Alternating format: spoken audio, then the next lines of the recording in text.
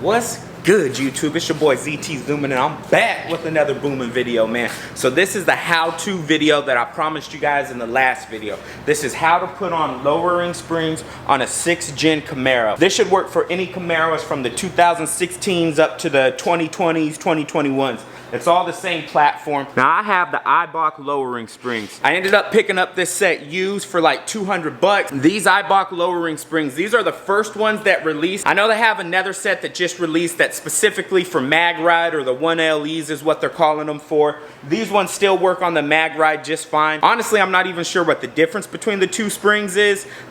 People on the forums don't even know, so I'm not sure there's that big of a difference. This is the front spring. This is the rear Eibach spring right here. I'll link the product numbers down below, or the item numbers, whatever you want to call it. So I'm not going to waste your guys' time too much. In today's video, this is going to be a step-by-step guide exactly how to remove the front spring and the rear spring so that you can lower your car at home yourself. If you guys are new to my channel, this is your first time watching it, I pretty much do all my work myself on my car. I'm all about showing you guys how to do it, giving you guys the motivation to try it yourselves. Don't be scared of anything, man. Believe in yourself and then bet on yourself. You guys will be shocked what you're capable of. So I'm not going to waste your guys' time anymore. Let's go ahead and jump straight to it. I've already got the front passenger side done, so we're going to jump on the driver's side. I've got everything down. It's a quick, easy job. The front is literally 8 bolts. 5 below, and then 3 up in the strut tower. Let's get to it. I apologize if the lighting's not the best. So obviously the first step you want to do is go ahead and get the wheel removed. The lug nuts on my wheels use a special Gorilla spline. If you guys can see in there. So it's a special kind of spline so that the lug nuts aren't taken on and off that easily. A little pro tip that I like to do, get a paper towel or something like this. Kind of ball it up in one corner, stuff it in here, and then I get like a 1/4 inch extension, shove the paper towel in there, and this will help protect your lug nuts from getting too scratched up and banged up when you take them on and off. So this is the front of the strut right here, you guys, just so you know where the camera's pointing at. You're gonna want to remove these 2 strut bolts here. This side is a 24 millimeter. The head of the bolt is a 21 millimeter. You're gonna need to remove the speed sensor clip here. You're gonna need to remove the brake line bolt. You're gonna need to remove the speed sensor out of there. And then the last part to remove, you'll be removing the bolt for that linkage right there. So those are the 5 bolts needed to take this apart. You don't need the spring compressors yet until you completely take this strut out of here. But I'll show you guys that when we get there. I like to get a 21 millimeter wrench and then get your impact with the 24 millimeter. Put the 24 millimeter onto the nut. You put the wrench on the head of the bolt. Go ahead and loosen it up.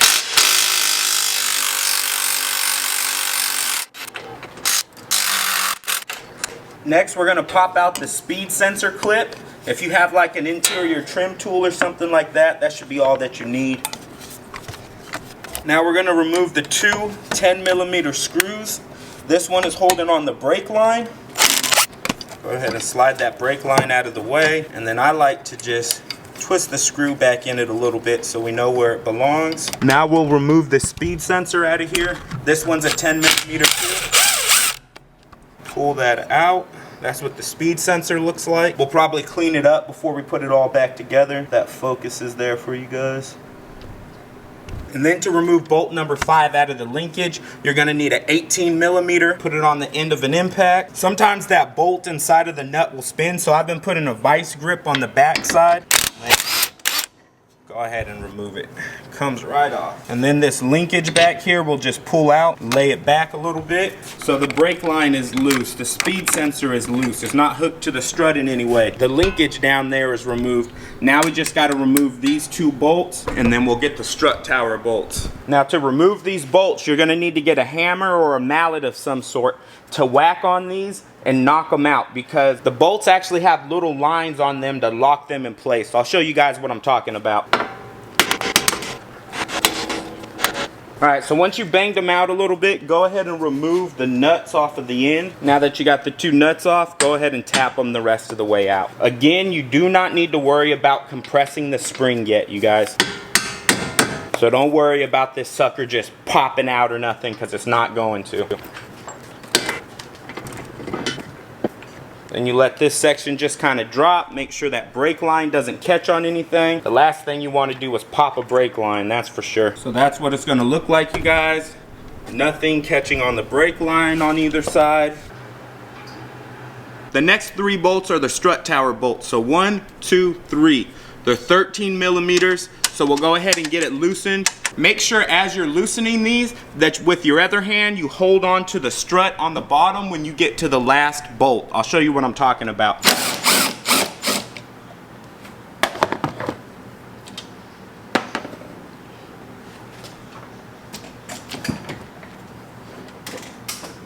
Now this is the part of the process where you will need spring compressors. You need the type of spring compressors like this where they go on the outside of the spring. If you have a spring compressor that goes on the inside, you will not be able to compress the spring because the strut is going through there. Guys, remember to always be careful when you're doing something like this, because these springs, not so much in the 6th gen Camaros, but in a lot of cars, springs are under a lot of pressure. So if you don't know what you're doing, this spring will pop out of here, hit you in the jaw. You can really get hurt bad. So always make sure you're taking your time when you're doing something like this. Now, if you guys have never used spring compressors before, you don't ever want to tighten one side all the way down. You kind of want to tighten them both gradually. So go from one side to the other. So just like that. Take the pressure off. Now to remove this spring out of here, you need to pop the cap off on the end. You can use a screwdriver, or I'm just using that trim tool again. And there is a nut on the end there. The nut on the end is an 18 millimeter. And I will say it one more time. Make sure that you have compressed the springs before you start taking this nut off. And there goes my nut. Now you loosen up the spring compressors. When you guys are doing this, pay attention to how this boot and how the end goes onto the spring, and also how the bottom of the spring fits into the rubber pad on the strut. Pop these pieces off, transfer it to your new springs. Here's a comparison in the spring size for you guys. So you can clearly see these Eibach sit a lot lower. Good inch at least. The skinnier end goes down onto the strut. You can see in there where it's supposed to sit, the end of it. So make sure you line it up in there. Same thing for the top piece. So make sure you line it up with that mark in there. That should be the end of the spring. All right, you guys, I changed spots to a table. I got tired of bending over on the floor. It's just easier to take care of on here. So I've got the Eibach spring put into here. I got my spring compressors tightened down. Now I'm gonna loosen them up. I've already got the nut put on the top. So let's go ahead and loosen everything up. Again, let me reiterate, make sure that you slide the ends of the spring right where the other ones went into these rubber grommets or rubber pads down here. Reinstalling it is exactly the same as when you removed it. So I'm just gonna briefly go through the reinstall. If you guys are doing this yourself, you'll understand the reinstall anyways once you've taken it apart. When you guys reinstall the strut back into here, make sure you follow these 2 little plastic guides here. And remember, 2 bolts are on one side and 1 bolt is on the other side. It needs to be lined up the same way to go back in correctly. So since you guys saw how to take all this apart, you should know how to put it back together. Just in case, once I get it all buttoned back up, I'll check back in with you guys again, probably around the time that I'm cleaning this speed sensor here. Then we'll be done with this side. Not much to it, you guys, not much. So the next thing you guys are gonna have to do is pop this boot back over this little fitting. Now, it's hard when the strut is not compressed, so you're gonna need to compress it a little bit so that you can pull the boot down and make it easier. What I did to compress it, of course you can put something underneath down here. I just ghetto rigged it. I got a shovel handle here, kind of stuck it in the wheel hub a little bit just to compress it. Then the speed sensor in here, you guys see it there, it's all just like caked in brake dust kinda, so get a little bit of brake cleaner, wipe it clean, won't hurt it any. Just make sure you're gentle, don't do anything too dumb. I'm on my iPhone right now, sorry you guys. Okay, so we got it all put back together. Again, down here it's 5 bolts. Now make sure you recheck everything that it's tight, because the last thing you want is a bolt loose in your suspension. So we got 1, 2, 3, 4, 5. Make sure they're all tight, and then you have got the 3 strut bolts up here, 1, 2, 3. And that's it. Whew. All right, we're here, you guys. We got the front knocked out. Now it's time to get the rear knocked out. Now, mind you, this can definitely all be completed with jack stands. I used to have a Mustang. I did it in a driveway with jack stands. It's no issues at all. Shout out to my boy Jay. You were there that day. Sketchy as hell. We knew nothing about springs, but hey, we learned our lesson. We were young and we got it done. One thing I definitely recommend, if you guys are working on a lift like I am, raise this up just so that I can get it about this level to work on, because otherwise you're bending over the whole time. If you're working on jack stands, you're gonna have to bend over. But hey, there's levels to this, baby. Now, similar to the front, there's really not that many bolts that you need to take off. There's a bolt behind here, which we'll get to, I'll show you. You need to take this bolt out, and then you need to take this bolt out. But other than that, that's it. You need to loosen this bolt up and loosen up that bolt. They kind of hold the arms, and all it does is allow the arms to swing a little bit better. That's it. There's not much to it. So we'll go ahead and get these loosened up. I'll show you how to take this plate off. I'll let you guys know what sizes they are. Let's get it. Again, we're using the little trim tool. Now, when you guys are doing this, one of these clips will have like a little indentation in it. If you can get one side of your trim tool in there, this pops down a little bit, and then once it pops down, then it slides out of there, no problem. That's what it looks like there. So you want to pop the head out, and then this will pop out. Now you can see this other bolt that I was talking about. So this bolt, and this bolt all have to come out. Now this one, you don't have to worry about getting a wrench on the back side, because the nut that holds this bolt in here is welded to this arm right here. We just need to loosen this up, so I'll break it loose. I forgot to mention, this bolt right here, to break it loose, is an 18 millimeter. Now we'll go ahead and break this one loose. Now this one, you don't have enough room to get a breaker bar on there. The head of the bolt is a 15 millimeter and the nut is an 18 millimeter. Back behind here, you've got a brake line that when we go to remove the actual bolt, you will have to move that brake line out of the way, but we'll address it when we get there. Go ahead and loosen this all the way up, but do not remove these two bolts yet. We have to put pressure underneath here, otherwise this spring is gonna come shooting out of here. You're gonna mess around and hurt yourself. Now these ones, it's an 18 millimeter on the head and an 18 millimeter on the nut. Got that nut off of there. Now before I go ahead and take that bolt all the way out, I'm gonna loosen up these back parts real quick. Get the big ass breaker bar. Now this nut is a 21 millimeter.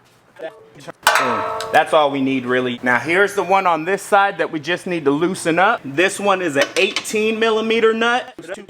I know the lighting isn't the best, but this is the bolt now that we took the nut off of, so I'm gonna go ahead and knock this bolt out of here.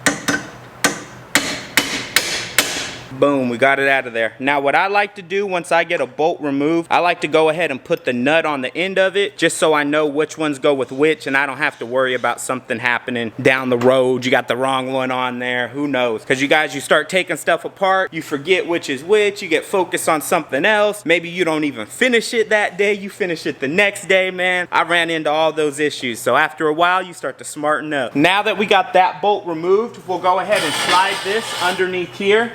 Now, if you guys have like a transmission jack, if you guys are doing this on the ground and you have a floor jack, that'll do it. But I have this stand right here, and what I'm gonna do is use the weight of the car by moving my car lift up and down to kind of give me the pressure that I need. And once we get a little bit of pressure on here, we can get those two bolts out of there. Don't need too much pressure on it. That should be good enough. Just enough to start wiggling stuff out of here.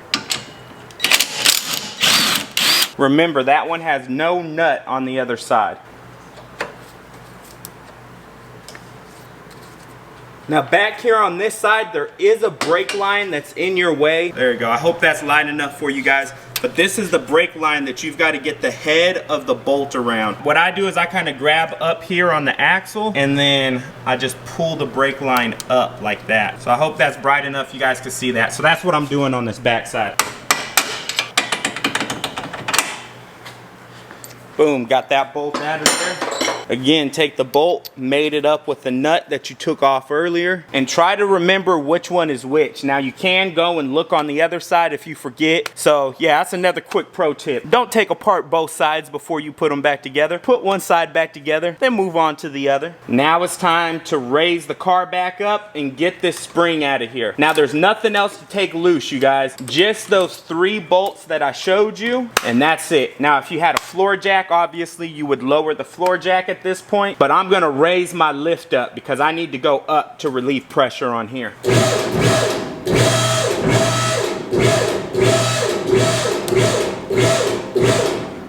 There we go. My stand is loose. Make sure you guys still got a good angle.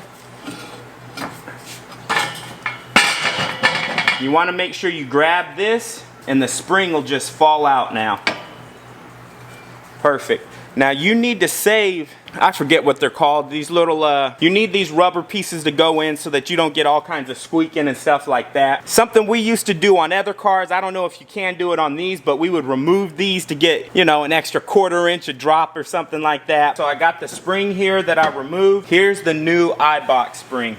Now when you guys are taking these off again, you want to make sure you line them up in the same spots that they're lined up on the stock spring. The little mark and indentation where the end of the spring went before, I'll do that same thing on this spring. Get it right there in the end. Now on the bottom side, you can see where that spring was again, and I'll get that right at the end of this spring. Boom, just like that, we got it done. Let's go ahead and get it on the car now. Now on the bottom of these springs, there is this notch on this rubber spacer that you need to make sure goes into that hole on the top right there. Not the circle in the middle, but that little notch above. So the way to do it is to go this end first. Again, double, triple, quadruple check that these rubber pieces are lined up correctly on your spring, because once you put it in here, you're screwed. You'll have to pull it all back out again. So again, this little knot, put it in there first. Now where this goes up above is right there. You see that sticking, it's like circular and it kind of sticks down. This rubber piece is going to slide right over that, just like so. Now whatever you were using to jack your car up, you need to slide it underneath. Remember, keep pressure on here because otherwise this will just slip right back out. So I had to get my stand here back on there. Now that I got it on there, I'm gonna lower my car a little bit. If you guys are using a floor jack, you would jack your car up a little bit. And make sure you keep coming back to double check that everything is lining up. Now this is the bolt that goes onto the nut that's welded to this arm. So remember, you don't have a nut for the back end because it's welded onto there. Now let's get this other hole lined up. I'm gonna let the lift down a little bit more so I can get some more pressure on here. Now we're just tightening stuff back down. Make sure you don't forget to tighten these bolts back here on the arms that you loosened up so you can swing them. Then we'll get this other arm back over here. Now we'll reconnect this arm back right here where it goes. Now let's get this plastic cover put back on. I'm gonna probably just skip over the rest of this stuff. You guys saw me take it all apart. You know how to put it back together. Let's just get this done. So I finished up this last section. We got everything buttoned back up together. So that's the install instructions. If you guys want to know how to lower your 6th gen Camaro, I'm gonna go ahead and get the wheel put back on here. We'll get this baby lowered down and I'll let you guys check it out before this video's over. See, I'm putting bricks underneath the wheels. I just want to make sure I can get the arms out from underneath the car because the car's gonna sit lower now.